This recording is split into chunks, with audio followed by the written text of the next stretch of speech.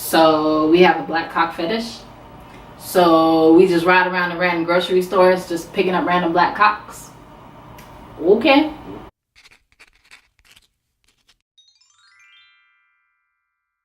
What's up, y'all? Me and these old ass braids are here for another episode review of Insecure season 2 episode 4, Hella LA. So the episode opens with Issa walking into somebody's house. I don't know if it's Kelly's house or Molly's house, but they're all getting ready, talking shit. They're headed to an event called the Kiss and Grind, and it's pretty much exactly what it sounds like. It's kind of like a singles thing where it's like a singles mixers thing. I don't know. Issa shows them the pic of the guy that she's meeting. She says he got a classy name. His name is Felix. And he's chocolate, dark skin, beard, glasses. Yes, he looks great. And Issa, she's just like, you know what? I'm just here to build my roster, bitch. Like, I just want fuck. I'm trying to build a team.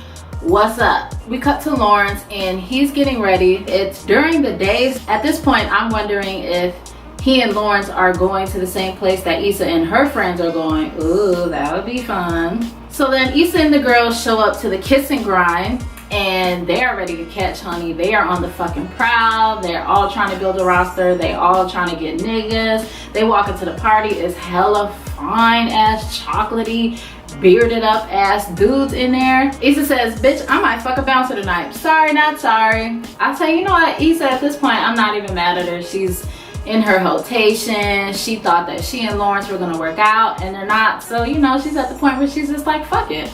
I'm just gonna do me unapologetically, as she should. Kelly looks so good. She's lost so much weight, and then she like takes a selfie and then she's like, bitch, I look fine as fuck. I'm like, yes girl, you do. She looks really, really good. Not that she wasn't pretty before, but she's just like slimmed down and she still looks healthy. She's not super skinny. She's not the size where she was. She just looks a good size for her. So then Kelly and Molly both leave Issa by herself because they're, you know, they on the prowl, you know, and Issa's awkward ass.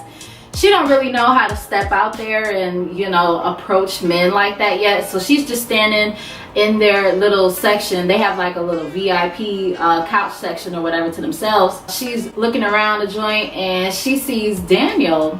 Remember Daniel? The one that she cheated on Lawrence with? The one that had he never come in the picture, she would still be with Lawrence? Ooh, oh, bitch. As soon as I see Daniel, I'm like, oh shit. She runs to go find Molly and then she's like, Molly, should I talk to him? And then she was like, I mean, I guess, yeah, sure. So she goes over and talks to Daniel, and of course the conversation is awkward. He says he's there with the DJ and Issa's like, oh yeah, the DJ's, she's like, oh yeah, the DJ's really good. And he was like, yeah, the DJ's, he's a she. And then she's like, oh, okay. So at this point, you know, I'm wondering, is the DJ Daniel's girlfriend or whatever? But Daniel says he's good. You know, the situation with Issa hurt him, but you know, that was months ago, so he's good now. And Issa says she's doing her thing, you know, and then she still got this whole awkward thing going on. She's like, I'm good. I'm living single. No, you didn't just sing the Living Single theme song. Really?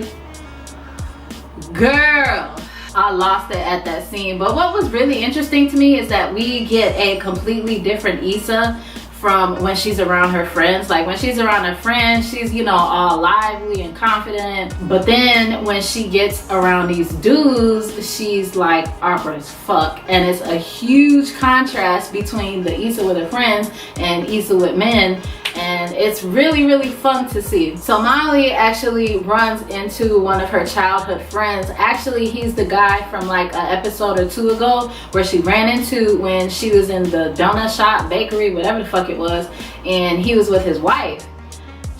Molly knows him from childhood, and you know, she's obviously cool with both of them. And his name is Dro, and you know, Dro is like the only guy that Molly knows there, so she's, you know, talking to him. They're hitting it off. They're like best friends. Like, their chemistry is amazing. Like, you could tell that they probably vibe that hard in real life, because they are just like they vibe way too hard on the screen together. So they're sitting down, they're talking shit, they're looking around and, you know, seeing how awkward people are dancing and how people are, you know, just being weird and trying to hook up and shit. So then they actually get up and then they start reminiscing on how much fun they used to have in their childhood, how they used to dance battle, and then they actually start dance battling. And then juvenile slow motion comes on and and then she's grinding on him and stuff. I really like him for Molly, but too bad he's happily married. I forget exactly how the conversation comes up, but she says something and then he brings up the fact that he and his wife are open, and she was like, what do you mean open? And he was like, they're in an open marriage. Like, they can date other people even though they're married as long as they're honest about it. Molly, bitch, don't fall for it.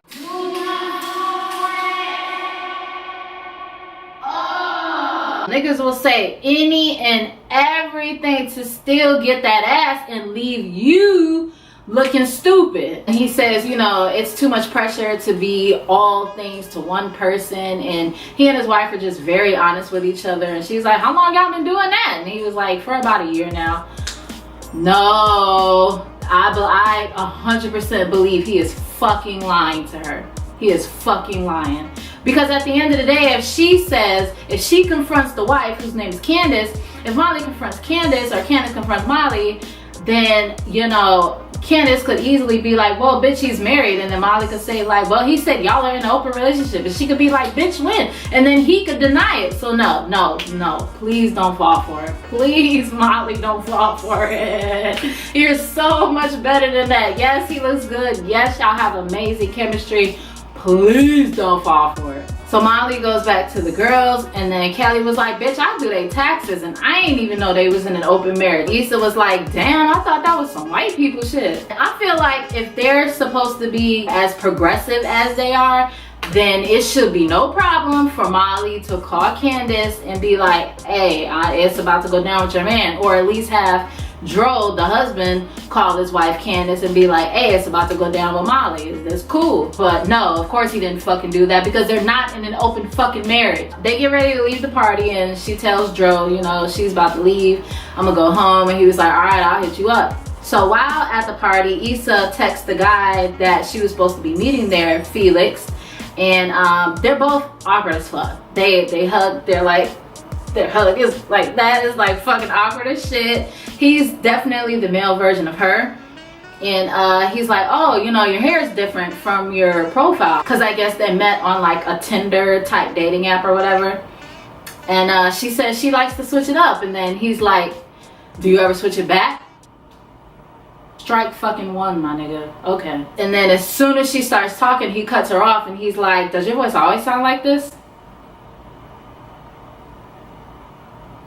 Strike two, my nigga. And then he says, you know what, I'm gonna go find my friends. And then he like pats her on the shoulder, and we know he's not coming back. Issa knows he's not coming back.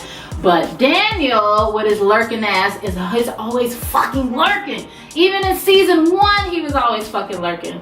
So he sees her, he's not too far away from her. He sees this whole exchange and he kind of like scoffs at her. And he like sips his drink like, nigga, mind your fucking business.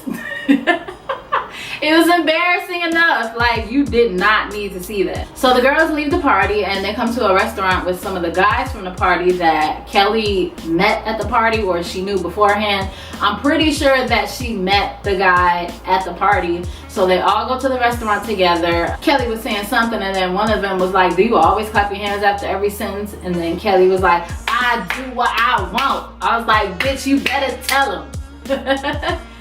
And who else would be in the fucking restaurant but Daniel? Lurking ass Daniel. So lurking ass Daniel sitting like 4 feet away from Issa. And he's so smug. And it's like, nigga, get over yourself. Like, y'all don't talk no more. Like, what the fuck you so smug for? You happy because she's single? Why is that something to be happy about? You didn't break up her relationship, okay? Get it together, because Issa wasn't trying to be with your ass no fucking way. So then Dro texts Molly and asks if he could come over. She starts to consider it, and she's like, actually, you know what? I'm kind of tired. Good job, Molly. I know you're smart. I know you know what you want, so don't fall for this nigga's bullshit. Like, he is on some straight up bullshit. So Kelly's talking, and she stops in mid-sentence, kind of like she caught the Holy Ghost or some shit. And it's like, what the fuck is wrong with you? And it's like this long ass awkward pause, and then Daniel catches Issa's attention, and then he tells her, you know, like, check your phone. And then he texts her like, is your girl getting fingered under the table? And I'm like, oh, Kelly, oh, Kelly, just, that's all I'm gonna say is, oh, Kelly. So then Issa's like, you know what, fuck this. So he goes, so she like kind of gets up, and she and Daniel like share that inside joke. And she goes and sits next to him. And, you know, Kelly, she's getting hers, honey. And Molly is just sitting at the table with the other guy. She's not paying him no mind. He's talking to her, and she's just like not even really interested. Once again, she is alone. Love Molly. Molly deserves so much more. I don't feel like her standards are too high. She's an independent woman with a lot to offer, so yeah, of course she should want a lot out of a man. Granted, she should have hooked up with the dude from the last episode, but he's got all this, you know, it's just like he's checking the box. Well, bitch, you're doing the same fucking thing, so get with somebody that's on the same program as you. Molly is not necessarily, her standards aren't too high. I would just say she's scared of somebody that's everything she wants. Like the guy from the last episode, he was everything that she wanted, and for some fucking reason that scared the shit out of her. I don't know why. So let's get on to Lawrence's storyline. So Lawrence is on his way. This is after Lawrence is off the phone with Chad. You know, he's in the car, he's stuck in traffic on his way to, at the time I was assuming he was on the way to the same party that Issa and her friends were at, but that wasn't the case. So he gets pulled over for making an illegal U-turn, and of course he's nervous. It's two white cops. One is watching him, the other comes to the car. The cop is intimidating at first. He asks where he's going, give me a license and registration, blah, blah, blah. He takes the license and registration, and he starts to take his hands off the wheel. Then the other cop that's watching from the back passenger side of the car on the outside, he's like, put your hands where I can see him. He's like, all right, bro, all right. So, you know, Lawrence is nervous as shit because, for obvious fucking reasons. The cop, you know, runs his plates or whatever. He runs his license and registration. Everything checks out good because Lawrence is a squeaky clean motherfucker. And he lets him off with a warning after the cop realized that Lawrence went to Georgetown and the cop went to a rival school of that. So, like, now he's all buddy. Oh, yeah, you're a Hoya. Go Hoyas. Fuck out of here. You thought this nigga stole this car. You just knew you was gonna get you another nigga in handcuffs today, huh? No. And Lawrence is just like, alright, like, motherfucker, we ain't friends. You already had your judgments about me when you pulled me over. Don't try to be my friend now. So anyway, he goes to the grocery store and he's getting alcohol and shit, and he doesn't have his card on him. It's two white girls behind him in the line, and you know, they're like, you know, we got you, we'll pay for your shit. Lawrence is like, cool. He lets them pay for it, and then they catch him outside while he's on his way to the car, and they're like, you know, what you doing tonight? They clearly want to fuck. They're just, you know, giving off all types of vibes and shit. And she says, you know, it sucks that you're hanging out with your boy tonight. You know, she kind of just like leaves that open. And then he's like, well, technically y'all bought the alcohol, so y'all can help bless these bottles. So they're back at, I'm assuming, the girls' house. He texts his friend Chad and he's like, you know, I can't make it. I'm linking up with these girls. I'm at the grocery store. And then the white girl takes his phone and she takes a selfie with him, and she's like looking at his face and shit. So she takes the selfie like that, and then she sends it to Chad, and then Chad texts back like, nigga, what? And then he texts the gif of the Martin dance or whatever. Okay, and so they're listening to The Weeknd, you know, she's like, do you like The Weeknd? And then she's trying to seduce him, and it is not sexy at all. I don't know if she was, if it was meant to her for not be sexy, but to me that shit wasn't sexy. Getting seduced or not, Lawrence is a single man trying to fuck his feelings away, so of course he's gonna fuck her anyway because he's a man and it's, you know, free, available, willing pussy right there in front of him. So the girl kisses him, tongue kisses him all in the fucking mouth. It's no fucking telling where her fucking mouth has been. I personally, I don't like to kiss any and everybody. I just, people's mouths just be so fucking nasty. I don't even like kissing like that. Then the other girl joins in and they're kissing each other, and then both of them starts to kiss Lawrence, and it's so then we cut to them having sex. You know, they're both on top of Lawrence. One is on his face, the other is on his penis, and you know, they're so gross to me. I'm sorry, like there's just nothing sexy about this. Like they're just, and then she's like bouncing on them, doing too much, how like the white girls do in the porno. She's just doing way too fucking much, and she was like, your black cock feels so good in my white pussy. Okay, so then, you know, Lawrence comes, and then the other girl hops on, and she says she wants some too. Well, he just came. What are you expecting, a miracle? Do you want, I mean, can he get a few minutes? They pretty much come to the notion that all black guys that they have sex with, they're able to come and still immediately stay hard.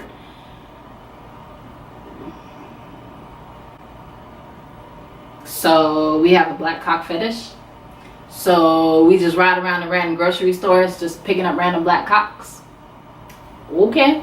Then they got up, they started sniffing coke. To them, Lawrence wasn't even in the room. They talking about what they about to do next, who they about to fuck next. Okay, girls, do you. Hey, but at the end of the day, Lawrence, that's what the fuck you get. Fucking any and everybody. Now you feel used. You feel cheap, don't you? You should. So then Lawrence is in his car, and Chad is like, yo, is it still going down? And then Lawrence is like, I wouldn't have answered the phone if I was still fucking. Like, no, nigga, I'm gone. And then Lawrence says, you know, it's great. You know, he's all worn out. Whew, but we know his ass is lying. He feels cheap and he feels used. He starts to pull off, and we find out that he's actually sitting in front of Issa's apartment, but he never got out the car. He never went in with his weird ass.